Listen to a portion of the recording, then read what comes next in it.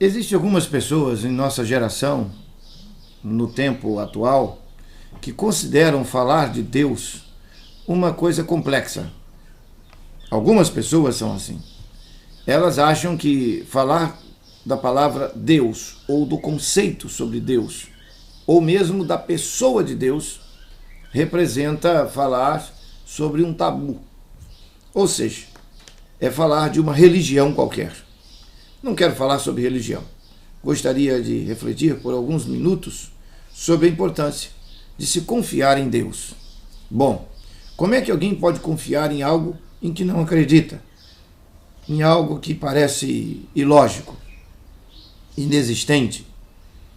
E normalmente as pessoas que não acreditam em Deus ou acham que é uma bobagem falar sobre isso, elas associam instantaneamente a ideia da existência de Deus com os males que existem no mundo, o sofrimento, as adversidades, as desgraças, as mortes, a violência. E costumam dizer o seguinte: se Deus existe, por que é que ele permite essa bagunça toda que está aí? Seria Deus o causador de todas as desgraças? Eu não vou desenvolver aqui um estudo teológico e nem uma discussão teleológica sobre a existência ou não de Deus, as possibilidades psíquicas da percepção dele. Não. Eu vou dizer o seguinte: seja o que for, o pensamento sobre Deus é sempre um pensamento positivo. Uma prova incontestável é esta que eu acabei de mencionar. Todos aqueles que se opõem à ideia de Deus, quando ela surge e é apresentada, normalmente pensam assim: pois se Deus existe, por que ele deixa essa bagunça acontecer? Porque imagina-se que Deus naturalmente é bom, é justo, é digno, é bondade, é alegria, é uma vida positiva. Então, até criticando Deus, as pessoas têm o hábito de imaginá-lo como o supremo bem. E ele é o supremo bem mesmo. Existe um pensamento, uma fórmula que é muito utilizada pelos alcoólicos anônimos e diz assim: é sábio quem tem serenidade para aceitar as coisas que não podem ser mudadas, força para mudar aquelas que podem ser mudadas e capacidade para diferenciar uma das outras. Confiar em Deus, meus amigos, não é ato religioso, é ato de convivência e demanda conhecer uma pessoa. Deus é uma pessoa. Portanto, eu gostaria de, por ainda mais um breve instante, contar por que eu confio em Deus. Eu confio em Deus por 4 motivos. Primeiro, porque eu tenho um estudo intelectual sobre a realidade cósmica da existência de Deus. Nós chamamos isso de estudo ontológico. Eu não fiz para mostrar aos outros, eu fiz para a minha própria pessoa.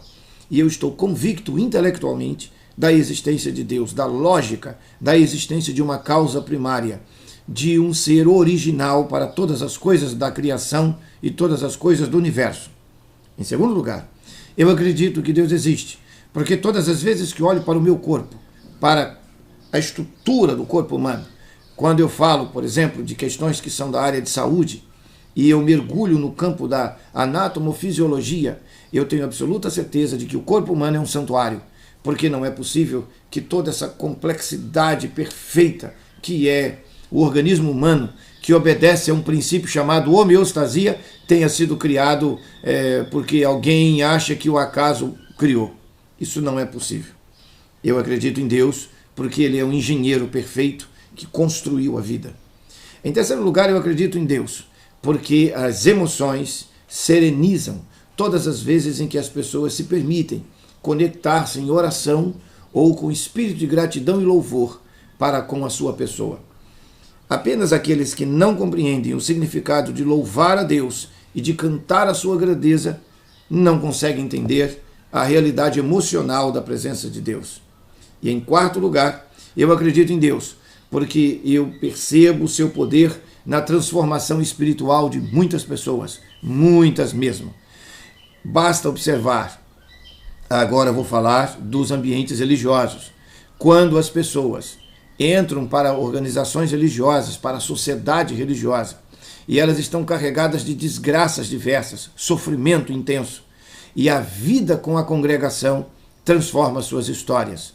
Isso está espraiado por todas as partes. São tantos os testemunhos, são tantas as pessoas que tinham uma vida ruim, perversa, negativa, e depois de terem se envolvido com o universo espiritual, encontram-se em paz, tranquilidade, serenidade, até para enfrentar as durezas da vida. Eu não tenho dúvidas. Por isso, também acredito que Deus existe. Reflita sobre estas questões. Você sabe que todos nós vamos terminar um dia mortos. Essa é a condição humana. O que vem depois? O que vai vir no pós-morte? Alguns dizem assim, quando chegar na hora eu resolvo. Ok, não seria muito legal se esse pós-morte fosse um encontro com o Deus que criou todos nós e que nos tem conduzido no dia a dia e que seja uma continuidade de uma realidade que já é presente? Reflita sobre isso. Até a próxima.